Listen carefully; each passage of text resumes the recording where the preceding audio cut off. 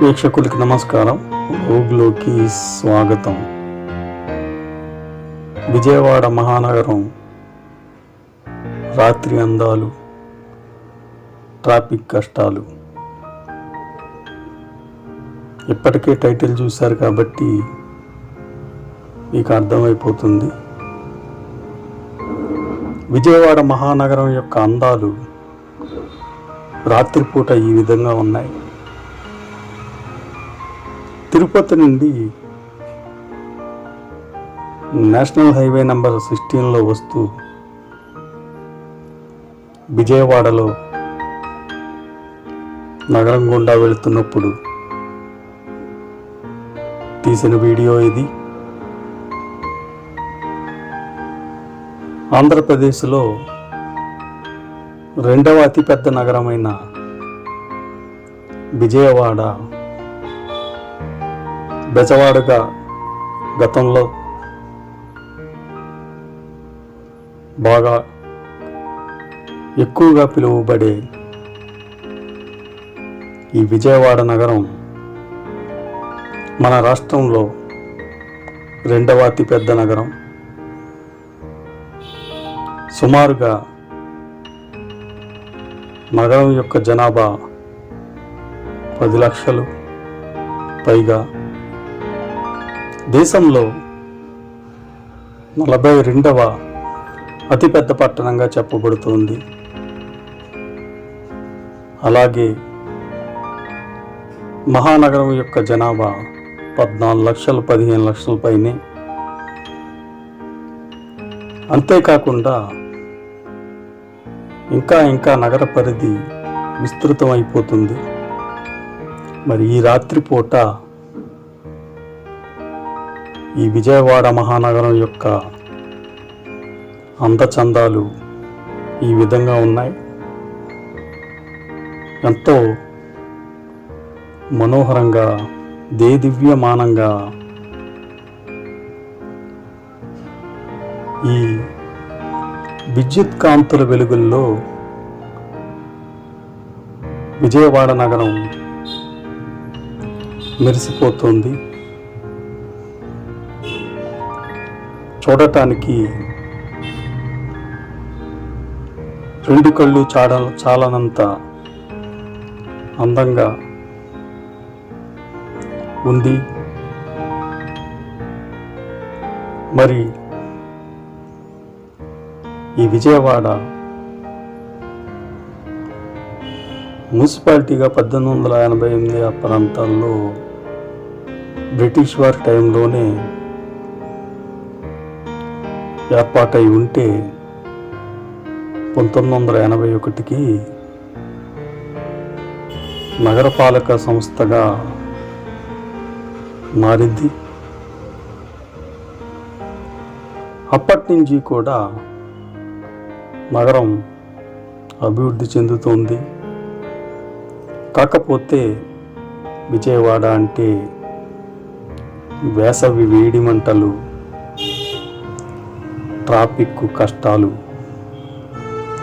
ఇవి కూడా నగరంతో పాటు పెరుగుతూ వస్తున్నాయి. ఈ నగరం యొక్క పరిధి కృష్ణానదిని కూడా దాటుకుని పెరుగుతూనే ఉంది. మరి ఈ యొక్క విజయవాడ నగరం యొక్క ట్రాఫిక్ కష్టాలని తీర్చడానికి అనేక రకాల ప్రయత్నాలు జరుగుతూనే ఉన్నాయి. హైదరాబాద్ వైపు ట్రాఫిక్ కష్టాలని తీర్చడానికి అతిపెద్ద ఫ్లైఓవర్ని నిర్మించారనే సంగతి మీ అందరికీ తెలుసు. ఇక హైదరాబాద్ వైపే కాకుండా ఇటు చెన్నై వైపు వెళ్ళే రహదారిలో కూడా అనేక ఫ్లైఓవర్స్ వస్తూనే ఉన్నాయి. అటువంటి ఒక దాని మీదుగా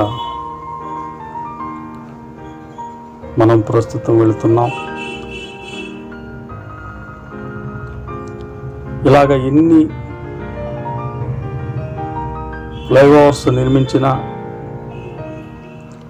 ట్రాఫిక్ని క్రమబద్ధీకరించడానికి ప్రయత్నం చేసిన ఈ నగరం అందచందాలతో పాటు ఈ ట్రాఫిక్ కష్టాలనేవి కూడా అనుసంధానమై ఉన్నాయి. ఇవి ఓవర్ బ్రిడ్జ్లు తీర్చే ట్రాఫిక్ కష్టాలు కాదేమో అనిపించేలాగా మాకు పరిస్థితులు ఎదురయ్యాయి. ఒక పక్క విద్యుత్ కాంతులతో ఈ ఫ్లైఓవర్లో రోడ్లు దగదగలాడుతూ పట్టపగటిని మరిపిస్తూ వెలుగులతో కాంతులు ఇనుతుంటే, మరోపక్క మరి అనేక బెంచ్ సర్కిల్ని ఆనుకొని విజయవాడ మహానగరానికి నట్టనడిబొడ్డున ఉండే బెంచ్ సర్కిల్ ఆనుకుని ఇప్పటికే 2-3 ఫ్లైఓవర్స్ ప్రారంభం అయినా ఇంకా ట్రాఫిక్ కష్టాలు అనేవి వెంటాడుతూనే ఉన్నాయి.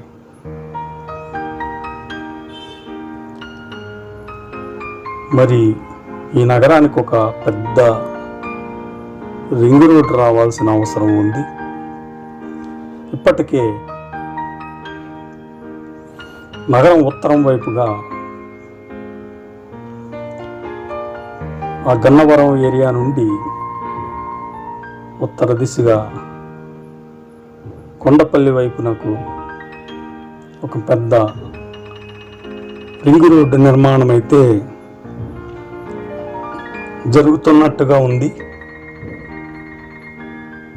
అప్పుడైనా ఈ ట్రాఫిక్ కష్టాలు తీరుతాయనుకోవచ్చు. అదిగోండి నగరం యొక్క అద్భుతమైన ఆకాశ హార్మ్యాలు, ఇంకో పక్కన సుదీర్ఘమైన ట్రాఫిక్, రెండూ కూడా విజయవాడ మహానగరాన్ని మనం ముఖ్యంగా రాత్రిపూట దాటుతున్నప్పుడు ప్రతి ఒక్కరికి ఎదురయ్యే ఒక అనుభవమే. ఈ అనుభవం ఒక పక్కన చికాకుపరుస్తూ ఉంటే, మరో పక్క ట్రాఫిక్లో ఆగి ఆ కొద్ది సమయంలోనే మనం నగరం యొక్క అందాల్ని వీక్షించే అవకాశం మనకి కలుగుతుంది. ఈ ఫ్లైఓవర్లు అనేవి నిర్మితమయ్యి ప్రారంభించబడి ట్రాఫిక్ నుండి సగం వరకు ఉపశమనం కలిగించింది, సందేహమే లేదు. ఇవి లేకపోతే విజయవాడ నగరాన్ని దాటడానికి ఒక్కొక్కసారి 2 గంటలు కూడా పట్టే అవకాశం తప్పనిసరిగా ఉంది. మరి ప్రస్తుతం అయితే ఈ ట్రాఫిక్ని అష్టకష్టాలు పడి ఈ పోలీస్ శాఖ వారు కూడా నియంత్రిస్తూ కొద్దో గొప్ప ట్రాఫిక్ కష్టాలని తీర్చడానికి ప్రయత్నం చేస్తున్న మిగిలి ఉన్న ఇంకొన్ని ఫ్లైఓవర్స్ అలాగే పెద్ద రింగ్ రోడ్డు కూడా విజయవాడ మహానగరానికి తప్పనిసరిగా సమకూరాల్సి ఉంది. లేకపోతే ఈ ట్రాఫిక్ అనేది అటుగా వెళ్ళే రాష్ట్ర ప్రజల్ని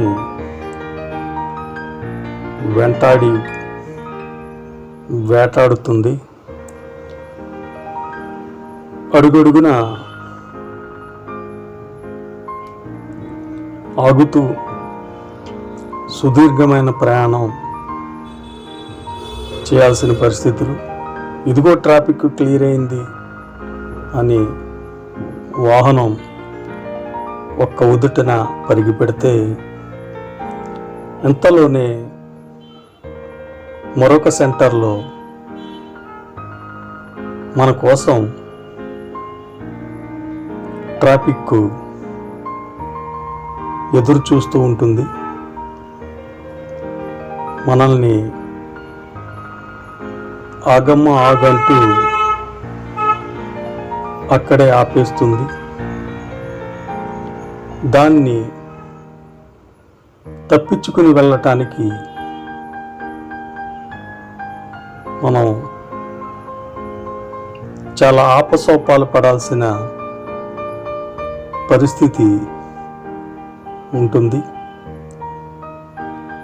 దరిదాపుగా చెన్నై వైపు నుండి వచ్చిన, హైదరాబాద్ వైపు నుండి వచ్చిన ఈ గన్నవరం రోడ్డు ప్రాంతాన్ని దాటే వరకు కూడా మనల్ని ట్రాఫిక్ వేడటం లేదు. గన్నవరం రోడ్డు వైపు నగరం, విజయవాడ నగరం శరవేగంగా అభివృద్ధి చెందటంతో గత 2 దశాబ్దాలుగా అక్కడ ట్రాఫిక్ అనేది Kankipadu Vijayawada Benz circle road లాగే సుదీర్ఘమైన ట్రాఫిక్ మనల్ని వెంటాడుతుంది. ఈ గన్నవరం వైపు ప్రధాన రహదారి విజయవాడ వాసులకి, అటుగా వెళ్ళే రాష్ట్ర ప్రజలకి ఈ ట్రాఫిక్ అనేది చాలా తీవ్రమైన సమస్యగా ఉంటుంది. పట్టపగలు కూడా, ఉదయం పూట కూడా ఈ గన్నవరం రోడ్ తీవ్రమైన ట్రాఫిక్తో ఉక్కిరి బిక్కిరి అవుతూ మనల్ని ఊపిరి సలపనివ్వకుండా మనల్ని ఆశాంతం అసలే వేసవి తాపంతో విజయవాడ ప్రకాశం బ్యారేజ్ నీటి ఆవిరితో ఉడికిపోతూ ఉండే మనకి ఈ ట్రాఫిక్ ద్వారా సమకూరే వాహన కాలుష్యం మరింతగా ఊపిరి సలపనివ్వకుండా చేస్తుంది. దీని నుండి తప్పించుకోవడానికి తల ప్రాణం తోక్క వస్తుంది. ముఖ్యంగా ద్విచక్ర వాహనాలైతే సందుగుందుల గుండా ఈ వాహనాల మధ్య నుండి పరుగులు తీసుకుంటూ పోతూ ఉంటే, కార్లు అయితే మాత్రం క్లచ్ ప్లేట్లని కాల్చుకుంటూ ఇబ్బందులు పడుతూ ప్రయాణం సాగాల్సిన పరిస్థితి. పూర్తిగా డ్రైవింగ్ మెలకువలు నేర్చుకోవాలంటే ఇటువంటి రద్దీ ప్రాంతాల్లో వాహనాన్ని నడిపి చూస్తే, అది కూడా రాత్రిపూట గనుక, ఈ విజయవాడ మహానగరం లాంటి ప్రదేశంలో గనుక వాహనాన్ని నడిపితే మీరు వాహనాన్ని నడపటంలో, డ్రైవింగ్లో నిష్ఠాతులు అయిపోవడానికి చాలా వేగంగా డ్రైవింగ్ మెలకువలు నేర్చుకోవడానికి దోహదపడుతుంది. ఆ రకంగా ఈ విజయవాడ ట్రాఫిక్ని మరి డ్రైవింగ్ ట్రాక్ కింద చక్కగా ఉపయోగపడుతుందని మనం పెదపానందాన్ని పొందాల్సి ఉంటుంది. ఎందుకంటే ఎన్ని రకాలుగా ప్రయత్నించినా కిలోమీటర్కి 17,000 జనాభాను మించి జనసాంద్రత డెన్సిటీ ఉన్న ఇటువంటి నగరాల్లో మరి ఈ ట్రాఫిక్ అనేది ఒక వదలని భూతం. ఈ భూతానికి వైద్యం రింగ్ రోడ్లు, ఫ్లైఓవర్లు, సాధ్యమైనంత వరకు ప్రభుత్వం వాటిని నిర్మించడానికి ప్రయత్నం చేస్తూనే ఉంది. వాటి వేగాన్ని మించి వాహనాల యొక్క సంఖ్య విపరీత స్థాయిలో పెరిగిపోతూ ఉండటంతో ఆ వేగాన్ని అందుకోవడానికి మరి చాలా రకాలుగా ఆపసోపాలు పడాల్సిన పరిస్థితి అయితే ఉంది. గన్నవరం రోడ్డు విజయవాడ దాటుకుపోతున్నాం. కొద్దో గొప్ప ఈ ట్రాఫిక్ కష్టాల నుండి ఇప్పటికీ విముక్తి లభించింది. మొదటి భాగమంతా విజయవాడ అందాలు కనువిందు చేస్తే విద్యుత్ కాంతులతో మరి మలి భాగం అంతా ఈ ట్రాఫిక్ మనకి కనిపిస్తూ ఉంది. ఈ వ్లాగ్ ఇంతటితో సమాప్తం. నమస్తే. తప్పకుండా